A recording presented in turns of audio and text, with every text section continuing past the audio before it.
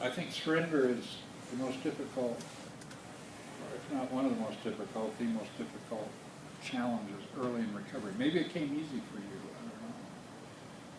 I don't know. I think it's harder for men, but it's one of the first things we're asked when we come into this fellowship is to let go absolutely. That's an act of surrender. To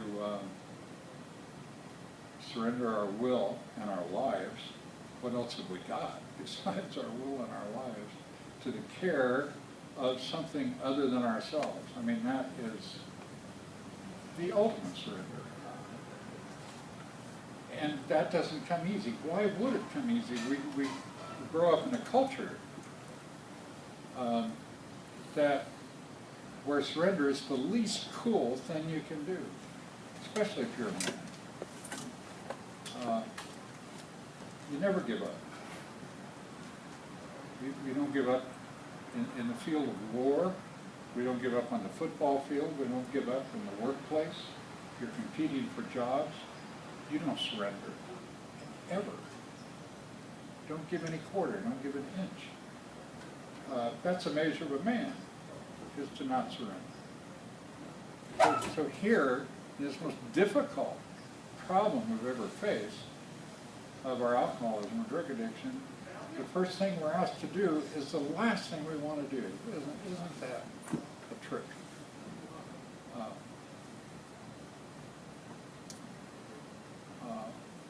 So I thought that was worth talking about a little bit, and I want to share some thoughts. But, you know, I started here, seems like, has it been 8 months? Just at 8 months. Well, it's only been 6, I don't know.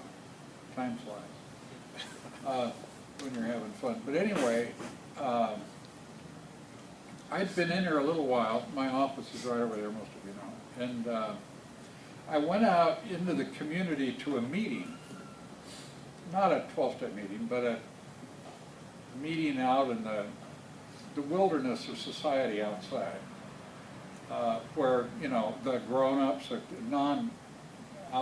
people who view themselves as non-addicted, non-alcoholics, those people have meetings and activities, and I don't know if you've noticed, but there's very little recovery out there in the community.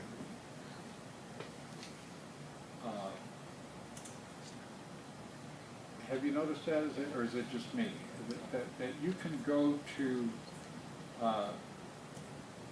through life, walk through the world, walk through events, jobs, and find this language of recovery that we speak is not spoken out there. In fact, I've made the mistake of inadvertently speaking that language we speak at one of these meetings, and people look at you like, what side of the moon did you come from? You know, it's a foreign language.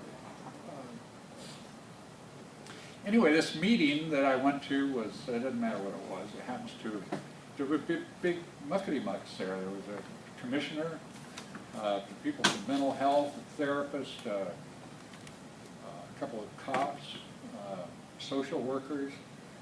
You know the type that are trying to figure out what's wrong with us. You know, addressing homelessness, you know, and public health problems, and how come we get arrested all the time, you know, all of that stuff. There's a whole bunch of people out there trying to figure that out. And so it was one of those meetings.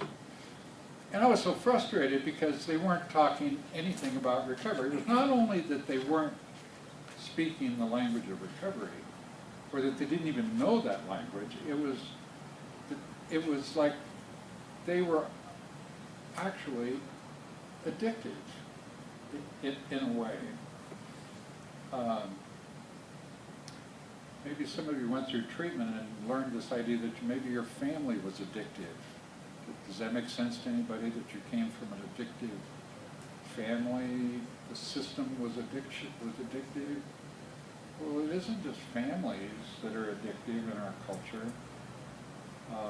Schools are very addictive.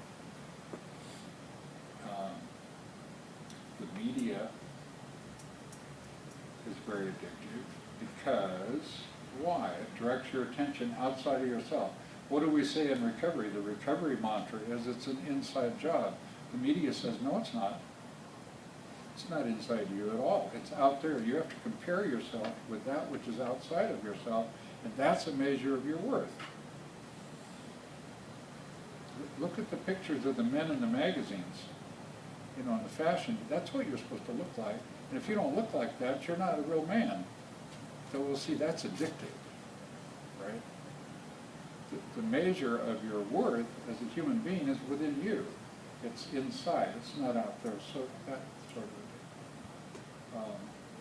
so anyway, so I'm at one of these meetings, and it was exhausting. I used to go to those meetings because I used to be, I ran Project Recovery for many years.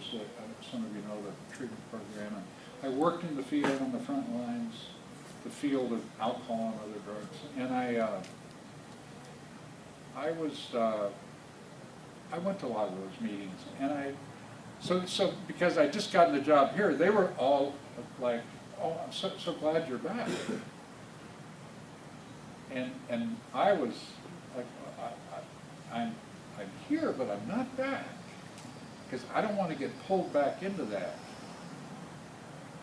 place where people can talk for hours about the problems of homelessness, the problems of criminal behavior, the problems of public health, the problems of social services, and never once, ever talk about addiction.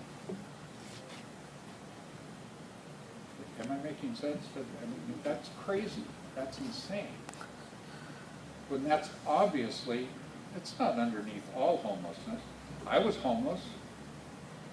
Wasn't homeless. I had a college education. It wasn't like a lifestyle I chose. I think I'll try being homeless for a while, see if I like that. I want to live in the streets, sleep under a bridge, by choice. I want to see what that wasn't a choice. It was a product of my alcoholism. I got arrested.